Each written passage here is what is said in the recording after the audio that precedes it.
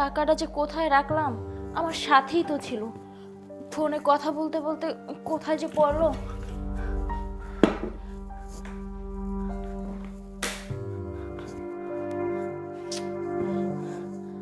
বুয়া, বুয়া। জি ম্যাডাম, আমার ডাকছেন? আমি এখানে কিছু টাকা রেখেছিলাম, তুমি কি টাকাটা দেখেছো? টাকা এইখানে? না ম্যাডাম, আমি তো এখানে আসিই নাই। কেন, কি হয়েছে ম্যাডাম? টাকা হারাইছে?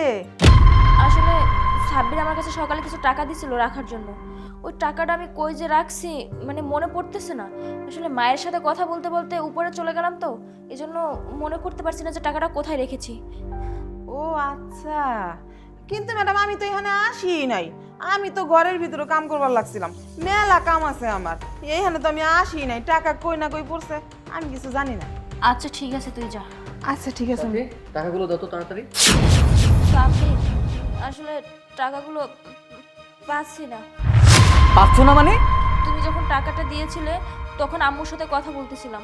কথা বলতে বলতে টাকাটা যে কোথায় রেখেছি মনে পড়তেছে না, আর আমি কথা বলতে বলতে ছাদে চলে গেছিলাম। এখন টাকাটা খুঁজে পাচ্ছি না। ছি ছি সাথী, তুমি আমার ওয়াইফ আর তুমি এই সমস্ত কি কথা বলছো? এতগুলো টাকা, তুমি টাকাগুলো কোথায় রেখেছো একটু ভালো করে দেখো। তুমি টাকাগুলো ঠিকঠাক খুঁজেছো তো? আমি সব জায়গা খুঁজে দেখেছি, কোথাও পাচ্ছি না। আচ্ছা, বাসায় কি কেউ এসেছিল? না না, বাসায় তো কেউ আসেনি। এভাবে ভুলে গেলে কি হয় বলো? কতগুলো টাকা। আচ্ছা এক মিনিট, আমি সিসিটিভি ফুটেজ চেক করছি।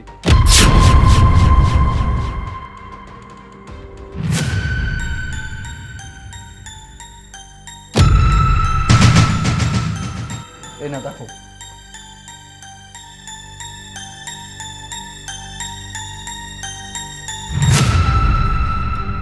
বুয়া, তুমি টাকাটা চুরি করেছো? ম্যাডাম, এক লগে এতগুলা টাকা কোনোদিন দেখি নাই তো। আমরা গরিব মানুষ, 2-4 হাজার টাকার জন্য মানুষের বাড়িতে কাম করি। এক লগে এতগুলা টাকা দেখে না লোভ সামলাইবার পারি নাই, তাই নিয়ে নিচ্ছি। ভুল হয়ে গেছে ম্যাডাম। কিসের ম্যাডাম? তোমাকে এত বিশ্বাস করে আমাদের বাড়িতে থাকতে দিয়েছি, আর তুমি টাকাটা চুরি করলে? এই বাসাতেই কাজ করে খাও, আবার এই বাসাতেই চুরি করলে? এই, তোমার কি লজ্জা করে না? চুরি করেছো করেছো, আবার মুখের উপরে না স্বীকার করেছো। তুমি কি জানো এই টাকাগুলো আমি না পেলে কালকে আমি বেতনই পাইতাম না? কারণ এগুলো বসের টাকা আর বস আমাকে রাখতে দিয়েছিল। এই টাকাগুলো দেওয়ার পরেই বস আমাকে এবং অফিসের অন্য স্টাফদের বেতন দিত। সেই বেতন থেকে আমি তোমাকে বেতন দিতাম, আর তুমি এই টাকাগুলো চুরি করলে। টাকা উপার্জন করা এত সহজ নয়, অনেক কষ্ট করে টাকা উপার্জন করতে হয়। আচ্ছা ঠিক আছে, টাকাগুলো তুমি নিয়ে নাও, আর কাল থেকে আমার এই বাসায় কাজ করতে আসবে না। আমিও দেখি তুমি কতদিন এই টাকা দিয়ে চলতে পারো। না ভাইজান, এটা আমি করবার পারবো না। ভাইজান, আমি আজকে থেকে কসম খাইলাম আমি আর জীবনেও কোনোদিন চুরি করবো না। শুনো, একটা কথা বলি, টাকা এমন জিনিস যেটা উপার্জন করতে অনেক কষ্ট হয়, কিন্তু 1 মিনিটেই খরচ করে ফেলা যায়। তাই সব সময় ভেবে চিন্তে কাজ করতে হয়। স্যার, স্যার আমারে মাফ করে দেন স্যার। আমি আর জীবনে কোনদিন এই কাম করবো না। এই কামটা যদি চলে যায় তাইলে আমার না খেয়ে মরতে হইব স্যার। স্যার আমারে মাফ করে দেন স্যার। নো, একটা চোরকে আমি আমার বাসায় রাখতে পারবো না। তোমার ভাগ্য ভালো যে আমি এখনো পুলিশকে ফোন করিনি।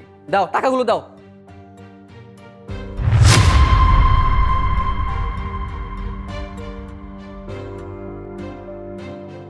তুমি যে অন্যায় কাজ করেছো এর শাস্তি হলো তুমি কাল থেকে আমার বাড়িতে আর কাজ করতে আসবে না। আর সাথী, তোমাকেও বলছি সংসারের দিকে একটু খেয়াল রাখো, আর সিরিয়াল দেখা বন্ধ করো। মায়ের সাথে এত কিসের কথা? মায়ের সাথে কথা বলে একটু কমিয়ে দাও।